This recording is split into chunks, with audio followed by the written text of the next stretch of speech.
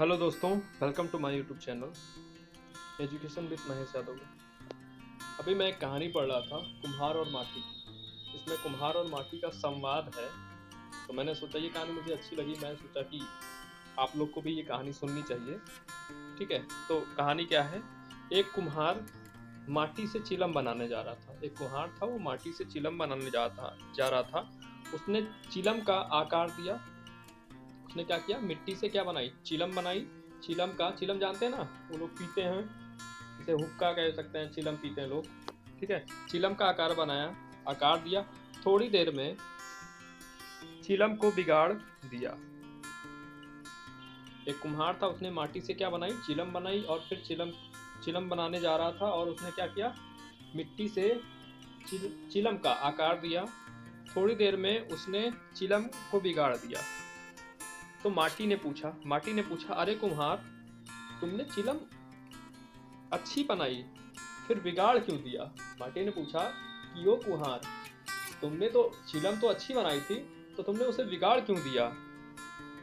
तो कुम्हार ने कहा, अरे माटी, मेरी मति बदली। मति मतलब होता है बुद्धि। ठीक है, मति मतलब क्या होता है, बुद्धि। ठीक। कुम्हार ने कहा कि अरे माटी, मेरी मति बदली और अब मैं सुराही बनाऊंगा। ठीक है, मतलब कुम्हार ने कहा कि अरे माटी, मेरी बुद्धि बदल गई है। अब मैं चिलम बना के नहीं, अब मैं सुराही बनाऊंगा। ठीक है, क्या बनाऊंगा, अब मैं सुराही बनाऊंगा। सुराही जानते हैं आप, पानी पीने के लिए यूज करते हैं हम लोग। ये सुनकर माटी बोली, अरे कुम्हार, मुझे खुशी है। माटी क्या बोली, अरे कुम्हार, मुझे खुशी है। तेरी तो सिर्फ मति ही बदली है, मतलब तेरी तो सिर्फ बुद्धि ही बदली है, तेरी तो सिर्फ मति ही बदली है, मेरी तो जिंदगी बदल गई। माटी ने क्या कहा, कुम्हार भाई, तुम्हारी तो सिर्फ क्या मति बदली है, बुद्धि बदली है, और तुमने चिलम ना बनाकर सुराही बना रहे हो। इससे क्या हुआ, मेरी तो जिंदगी ही बदल गई। चिलम बनती है, मिट्टी क्या कह रही है, मिट्टी कह रही है अगर चिलम बनती तो स्वयं भी जलती। कह रही है अगर चिलम में बनती तो स्वयं भी जलती और दूसरों को भी जलाती। अगर चिलम बनती तो स्वयं भी जलती और दूसरों को भी जलाती।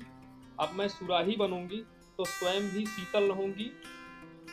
अब मैं सुराही बनूंगी तो स्वयं भी शीतल रहूंगी और दूसरों को भी शीतल रखूंगी।